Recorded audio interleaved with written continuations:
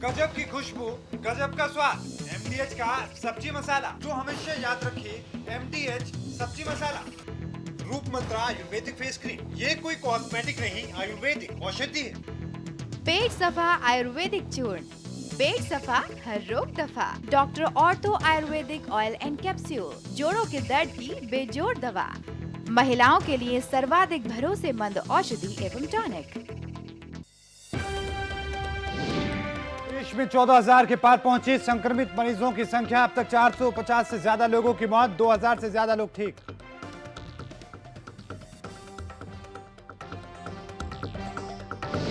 रक्षा मंत्री राजनाथ सिंह की अगुवाई में लॉकडाउन के बाद हुई मंत्री समूह की 5वीं बैठक। लॉकडाउन से जुड़ी हर समस्या को लेकर हुई बात। पंजाब में एसीपी अनिल कोहली की कोरोना वायरस से मौत, पत्नी और ड्राइवर भी कोरोना वायरस की चपेट में।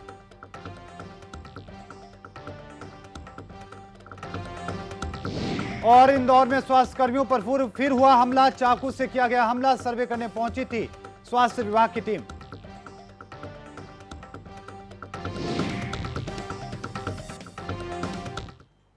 नमस्कार, मैं हूं मोहित चौधरी और आप सभी का स्वागत है। इस बुलेटिन में रुख करते हैं खबरों का। कोरोना वायरस पर गठित मंत्रिमंडल समूह की बैठक रक्षा मंत्री राजनाथ सिंह की अगुवाई में उनके ही घर पर हुई।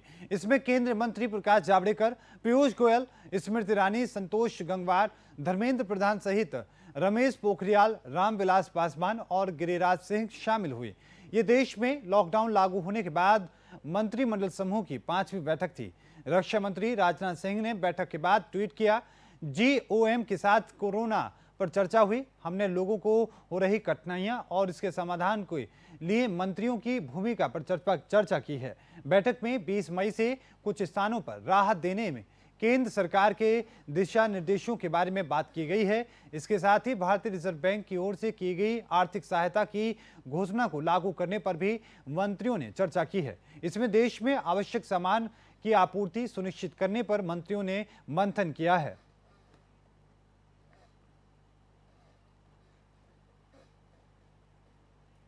दिल्ली में कोरोना वायरस की स्थिति पर बोलते हुए स्वास्थ्य मंत्री सत्येंद्र जैन ने बताया कि दिल्ली में 67 नए मामलों के साथ में अब 1767 मामले दिल्ली में हो चुके हैं। राष्ट्रीय राजधानी में 42 लोगों की मौत हो चुकी है। 911 मरीज अस्पतालों में भर्ती हैं, जिनमें से 27 आईसीयू में हैं और 6 वेंटिलेटर पर हैं। क्या कुछ स्वास्थ्य मंत्री ने कहा है, आइए सुनवाते हैं।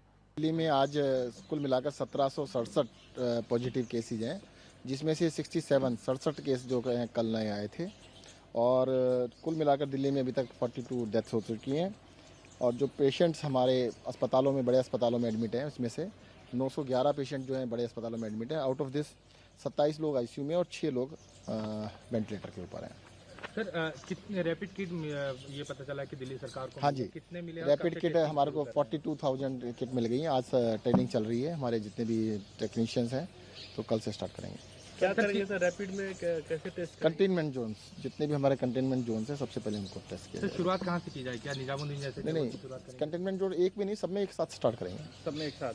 सर, एक और चीज़ हो रही है, अब 20 तारीख से छूट मिलने की बात है, तो दिल्ली में ये किन किन चीज़ों में छूट मिलने जा रही है? आपकी कोई योजना है? देखिएगा, आपने केंद्र सरकार ने जो निकाला था नोटिफिकेशन में पढ़ ही लिया होगा, तो उसके हिसाब से ही छूट होगी, उसके अलावा नहीं होगी। देश में जानलेवा कोरोना वायरस से संक्रमित मरीजों की संख्या में दिन पर दिन लगातार इजाफा हो रहा है। स्वास्थ्य मंत्रालय के ताजा आंकड़ों के मुताबिक देश में अब इस महामारी से संक्रमित मरीजों की संख्या 14,000 के पार पहुंच चुकी है। महाराष्ट्र में कोरोना वायरस के संक्रमण से 118 नए मामले सामने आने के साथ ही राज्य में अभी तक 3,000 से ज्यादा लोगों के संक्रमित होने की पुष्टि हुई है। महाराष्ट्र में मौत का आंकड़ा 200 के पार पहुंच चुका है और 331 लोग इलाज के बाद ठीक हो चुके हैं। दिल्ली में भी कोरोना वायरस के मामले तेजी से बढ़ते जा रहे हैं। दिल्ली में कोविड-19 के 67 नए सकारात्मक यानी कि पॉजिटिव मामले सामने आए हैं।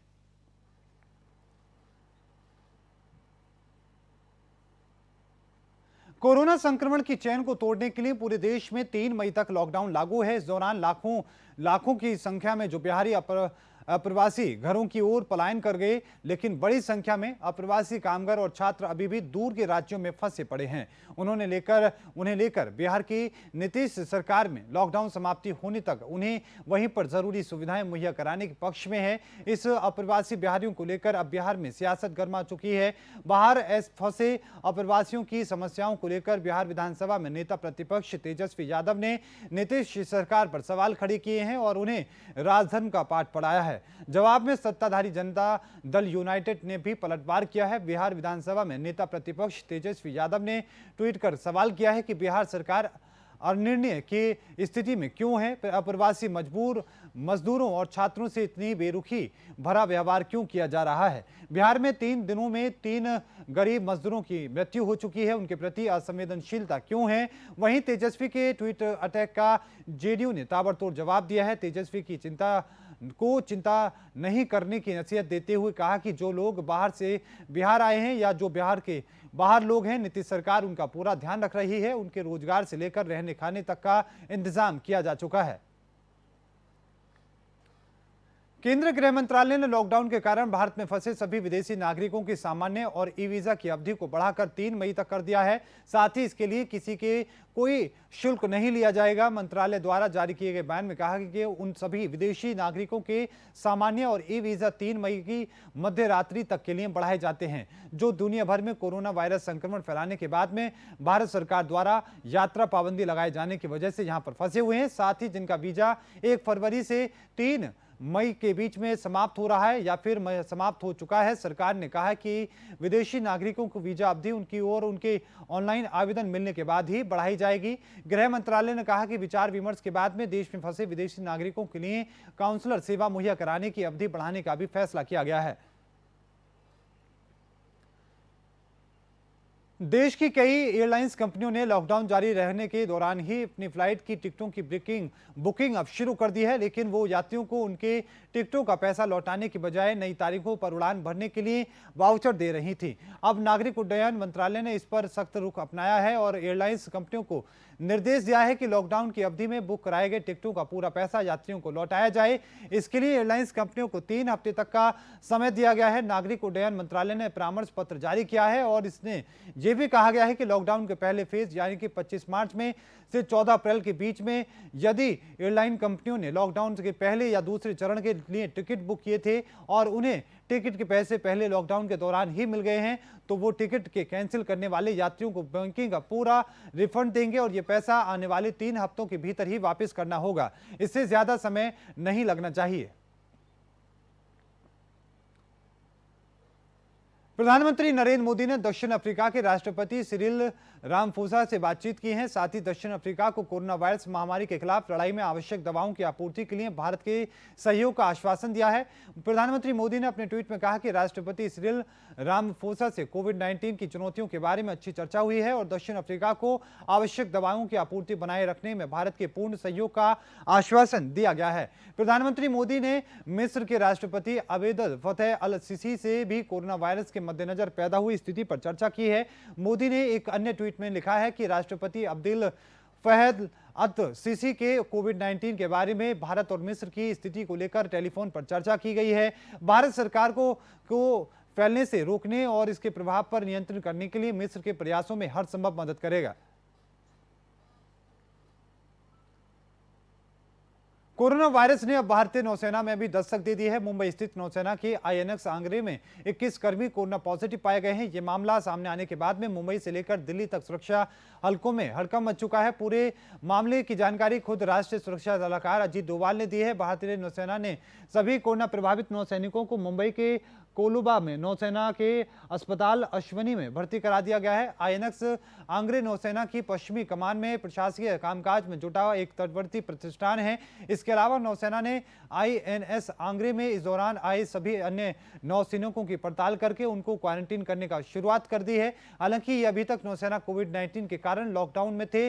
बावजूद इसकी नौसेना इसकी संभावना तलाश रही कि कहीं इनमें से कोई बाहर किसी के संपर्क में तो नहीं है। यह स्पष्ट नहीं हुआ है कि आईएनएस आंग्रे में तैनात कोई नाविक पश्चिमी नौसेना कमान के कामकाज के दौरान किसी अन्य के संपर्क में आया है या नहीं। यह मामला सामने के आने के बाद में नौसेना ने बड़े स्तर पर कॉन्ट्रैक्ट ट्रेसिंग का काम शुरू कर दिया है। राष्ट्रीय राजमार्गों पर 20 अप्रैल से एक बार फिर से टोल की वसूली शुरू कर दी गई है। केंद्र सरकार ने भारतीय राष्ट्रीय राजमार्ग प्राधिकरण को 20 अप्रैल से राष्ट्रीय राजमार्गों पर टोल की वसूली शुरू करने की अनुमति दी है। सरकार के इस आदेश का परिवहन उद्योग से जुड़े लोगों ने विरोध किया है। सरकार ने कोरोना वायरस के मद्देनजर लागू राष्ट्रव्यापी लॉकडाउन के दौरान 25 मार्च से टोल टैक्स की वसूली अस्थायी तौर पर रोक दी थी, ताकि आवश्यक वस्तुओं की ढुलाई में आसानी हो सके। सड़क परिवहन एवं राजमार्ग मंत्रालय ने NHAI को लिखे पत्र में कहा कि केंद्रीय गृह मंत्रालय द्वारा अभी ट्रकों और अन्य मालवाहक वाहनों को राज्य के भीतर और राज्यों के आवागमन के लिए जो छूट दी गई थी, उसी संबंध में NHAI को गृह मंत्रालय के आदेश का पालन सुनिश्चित करने के लिए जरूरी कार्रवाई करनी चाहिए और टोल टैक्स की वसूली 20 अप्रैल 2020 से शुरू की जानी चाहिए।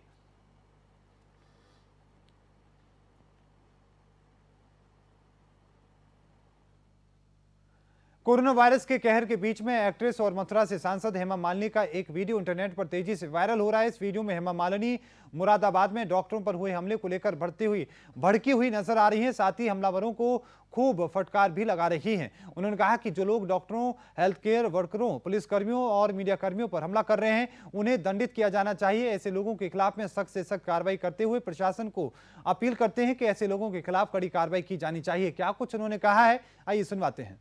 साथियों, सेकेंड लॉकडाउन के बाद भी ऐसी हरकतें। अभी 2 दिन पहले की बात है, कुछ लोगों ने एम्बुलेंस को अटैक किया, पत्थरबाजी की, उन पर थूके। शर्म कीजिए, थोड़ी इंसानियत बाकी रखिए। कोरोना वॉरियर्स अपनी जान जोखिम में डालकर विषम परिस्थिति में हमारी सहायता कर रहे हैं।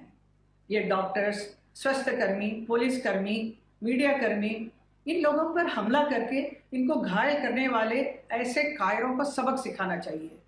याद रखिए, कोरोना वॉरियर्स है तो जिंदगी है। मैं प्रशासन से इन लोगों पर कड़ी कार्रवाई करने का अनुरोध करती हूँ। साथ तो वहीं हरियाणा के चरखी दादरी से बीजेपी के टिकट पर चुनाव लड़ने वाली अंतर्राष्ट्रीय पहलवान बबीता फोगाट सुर्खियों में है। पूरी दुनिया को अपनी चपेट में लेने वाले कोरोना वायरस के कारण भारत में खराब होती स्थिति पर बबीता फोगाट ने ट्वीट किया और उसके बाद में वो बवाल मच गया। बबीता ने तबलीगी जमात को जाहिल बताते हुए 15 अप्रैल को ट्वीट किया था। उसी को लेकर अब उनको ट्रोल्स किया जा रहा है, जिसका जवाब बबीता फोगाट ने दिया है। क्या कुछ बबीता फोगाट ने कहा है, आइए सुनवाते हैं। सभी देशवासियों को मेरी राम राम। पिछले कुछ दिनों से मैंने 1-2 ट्वीट किए थे, उसके बाद से काफी लोग मुझे फेसबुक मैसेंजर पर, व्हाट्सएप पे और ट्विटर मैसेंजर के ऊपर गलत गलत मैसेज दे रहे हैं, गालियां दे रहे हैं और कुछ लोग फोन करके भी धमकियां दे रहे हैं। तो उन लोगों को मैं एक बात कहना चाहती हूँ कि कान खोलकर एक बात सुन लो और दिमाग में बैठा लेना कि मैं कोई जारा वसीम नहीं हूँ कि तुम्हारी धमकियों से डर कर घर पे बैठ जाऊंगी। मैं तुम्हारी धमकियों से नहीं डरने वाली, असली बबीता फोगाट हूँ। अपने देश के लिए हमेशा लड़ी हूं और ऐसे ही अपने देश के लिए लड़ती रहूंगी और बोलती रहूंगी। और मैंने जो ट्वीट किया उसमें कुछ भी मैंने गलत नहीं लिखा है। मैं अपने ट्वीट पे अभी भी कायम हूं और आगे भी रहूंगी, क्योंकि मैंने सिर्फ उन लोगों के बारे में लिखा है जिन्होंने कोरोना संक्रमण को फैलाया है। आप लोगों से पूछना चाहती हूँ, क्या तबलीग की जमात वाले अभी भी नंबर 1 पे नहीं बने हुए? क्या तबलीग की जमात वालों की संख्या अभी भी नंबर 1 पे नहीं है? क्योंकि अगर तबलीगी जमात वालों ने कोरोना संक्रमण को नहीं फैलाया होता तो अब तक लॉकडाउन भी खुल गया होता और हिंदुस्तान से कोरोना भी हार गया होता। तो जिन लोगों को सच सुनने में प्रॉब्लम है तो वो लोग एक बात और सुन लें कि मैं हमेशा सच बोलती रहूंगी और सच लिखती रहूंगी। अगर आप लोग सच सुनना पसंद नहीं करते तो या तो अपनी आदत सुधार लें, नहीं तो सच सुनने की आदत डाल लें। Thank you so much. जय हिंद, जय भारत। सरकार ने 20 अप्रैल से सोने के सॉवरेन गोल्ड बॉन्ड जारी करने का फैसला लिया है। अगले 6 महीने में सरकार 6 बार सॉवरेन गोल्ड बॉन्ड का जारी करेगी और इसके लिए तारीखों का ऐलान कर दिया गया है। तो जो लोग सोने में नया निवेश करना चाहते हैं वो अप्रैल से सितंबर के 6 महीने के दौरान सॉवरेन गोल्ड बॉन्ड में खरीदारी कर सकते हैं। बैंक और बड़े डाकघरों में सॉवरेन गोल्ड बॉन्ड लोगों को जारी कर सकते हैं और लोगों इनमें अपने गोल्ड बॉन्ड ले सकते हैं। सॉवरेन गोल्ड बॉन्ड 6 किस्तों में मिल सकते हैं और आरबीआई ये किस्तें जारी करेगा। सॉवरेन गोल्ड बॉन्ड की इन किस्तों को सीरीज 2020-21 सीरीज नाम दिया गया है।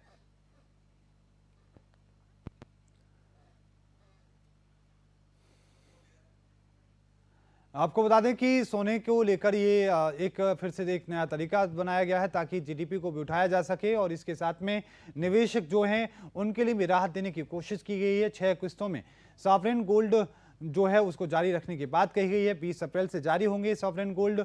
6 किस्तों में सॉवरेन गोल्ड बॉन्ड जारी करने का फैसला सरकार के द्वारा लिया गया है। इस पूरे मामले को आरबीआई खुद अपने ध्यान में रखेगा और किस्त जारी करने का फैसला सिर्फ आरबीआई इसको देगा। और साथ में उम्मीद ये की जा रही है कि इस फैसले के बाद में अब एक तो जीडीपी और साथ में जो इन्वेस्टर्स जो हैं उनको भी राहत मिलेगी और साथ में इन्वेस्टर्स का जो एक लगाव है जो टूटता नजर आ रहा था वो अब बढ़ता हुआ एक बार फिर से मार्केट की तरफ देखने को मिलेगा।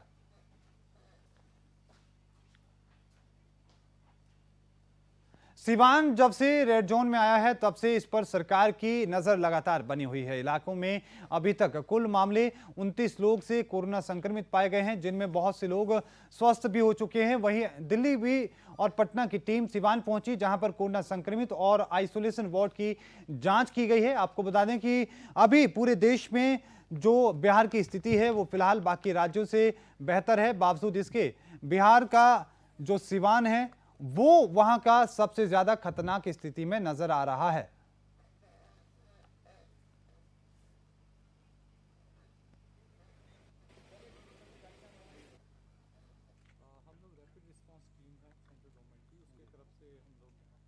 का मुआयना करने आए हैं और सिवान क्योंकि सबसे ज़्यादा हॉटस्पॉट था, रेड जोन था, इसलिए हमने इसको सबसे पहले चेक करने की ये चेक किया। बट हमने देखा है कि काफ़ी इम्प्रूवमेंट हुई है सिवान में। इस समय 29 में से सिर्फ 12 पेशेंट रह गए हैं, जो कि आज उन्हीं की टेस्टिंग हो रही है।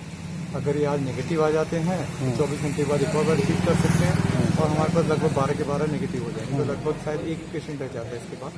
तो सिवान लगभग रेड जोन से ऑरेंज जोन में चला जाएगा। तो वहीं घरौंडा के गांव रसीन में कोरोना के 2 मामले सामने आए थे, जिसमें से एक किसान की मौत हो चुकी है जबकि उसका बेटा करनाल के आइसोलेशन वार्ड में भर्ती है। डॉक्टरों के अनुसार अब उसकी रिपोर्ट नेगेटिव आई है। गांव को कंटेनमेंट जोन में शामिल किया गया है। गांव में नाकेबंदी होने के कारण किसी को भी गांव से बाहर जाने और गांव के अंदर आने की इजाजत नहीं है। किसानों की गेहूं की फसल पक चुकी है और ये पक कर तैयार हो चुकी है, लेकिन ग्रामीणों को बाहर निकलने नहीं दिया जा रहा है। इसको लेकर अब किसानों को काफी परेशानियों का सामना करना पड़ रहा है। ग्रामीणों की समस्या सुनने के लिए विधायक हरविंद्र कल्याण प्रशासनिक अधिकारियों के साथ में गांव रसीन वासियों की समस्या सुनने हसनपुर गांव पहुंचे।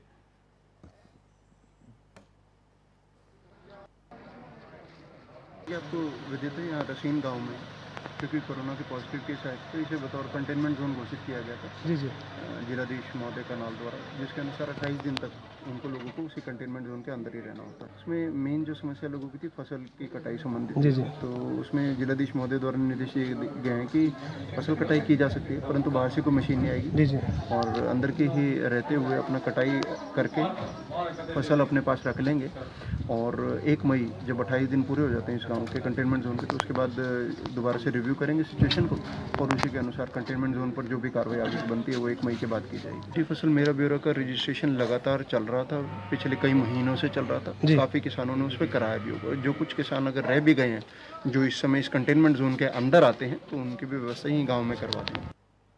टोहाना की प्रभाकर कॉलोनी के एक घर में जहरीला किंग कोबरा सांप घुसने से परिवार के सदस्यों में हड़कंप मच गया। घर के मालिक ने इसकी सूचना तुरंत वन्य जीव रक्षक विभाग को दी, तो सूचना के आधार पर टोहाना से विभाग टीम की सहयोगी सदस्य डॉक्टर गोपी काफी मशक्कत के बाद में सांप को काबू पाया गया और सुरक्षित स्थान पर छोड़ दिया गया। डॉक्टर गोपी राम ने बताया कि उसे फोन द्वारा सूचना मिली थी कि प्रभाकर कॉलोनी के घर में सांप घुस आया है। उसने इसकी सूचना वन्य जीव रक्षक विभाग के अधिकारियों को दी। उनके दिशा निर्देश अनुसार मौके पर पहुंचकर देखा कि सांप घर की गैलरी में रखे इन्वर्टर की बैटरी के नीचे बैठा हुआ है। काफी मुशक्कत के बाद में सांप पर काबू पाया गया। ये सांप जहरीला होता है और किंग कोबरा प्रजाति का सांप है।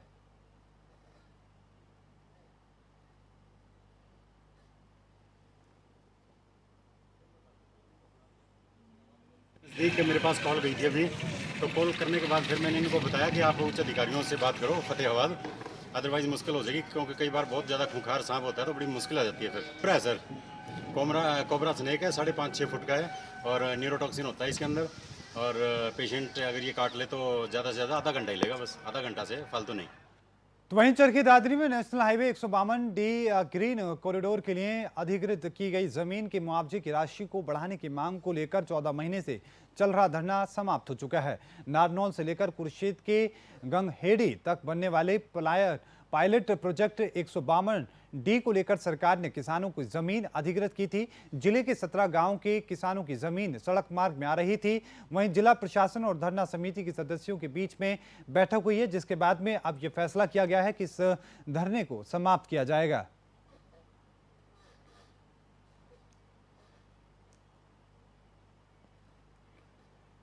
मध्य प्रदेश के विदिशा जिले में 13 कोरोना पॉजिटिव मामले सामने आने के बाद में पूरे जिले को संवेदनशील घोषित किया जा चुका है। पंचायत स्तर पर भी कलेक्टर डॉक्टर पंकज जैन द्वारा निर्देश दिए गए हैं कि सभी पंचायतों को सैनिटाइज किया जाए और ग्रामीणों को मास्क बांटकर सुरक्षा के प्रति जागरूक किया जाए। कलेक्टर के आदेश अनुसार जनपद पंचायत सीईओ और एन गुप्ता ने पंचायत सचिवों को निर्देश दिए हैं और पंचायतों को सैनिटाइज कराने का फैसला किया गया है।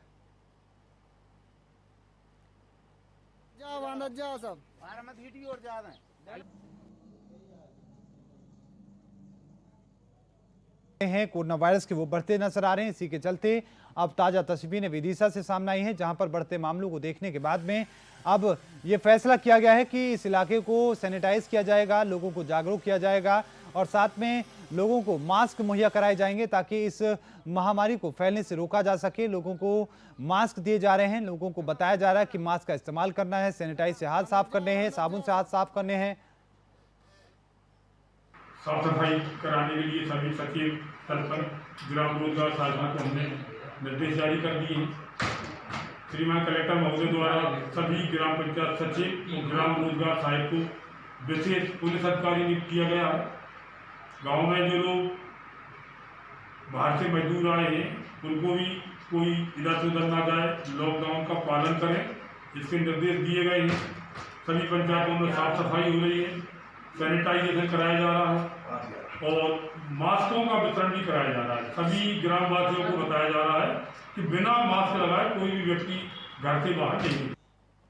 लॉकडाउन में अनुष्का शर्मा पति विराट कोहली के साथ में घर में टाइम स्पेंड कर रही हैं। दोनों इन दिनों सोशल मीडिया पर काफी एक्टिव हैं, कभी फोटो तो कभी वीडियो बनाकर दोनों फैंस के साथ शेयर कर रहे हैं। इस बीच अनुष्का शर्मा ने एक वीडियो पोस्ट किया है जो तेजी से सोशल मीडिया पर वायरल हो रहा है। अनुष्का शर्मा ने इस वीडियो को अपने इंस्टाग्राम अकाउंट पर शेयर किया है, जिसमें वो अपने पति और भारतीय क्रिकेट टीम के कप्तान कोहली को चलाती हुई नजर आ रही हैं। वीडियो में अनुष्का विराट कोहली की आवाज देती हैं और कहती हैं कि कोहली चौका मारना क्या कर रहा है। फिर विराट कोहली उनकी तरफ गुस्से से देखते हैं और बिना कुछ बोले शांत हो जाते हैं। दोनों का ये मजेदार वीडियो अब फैंस के बीच में तेजी से लोकप्रिय हो रहा है। कोहली चौका मारना, चौका क्या कर रहा है? कोहली चौका मार।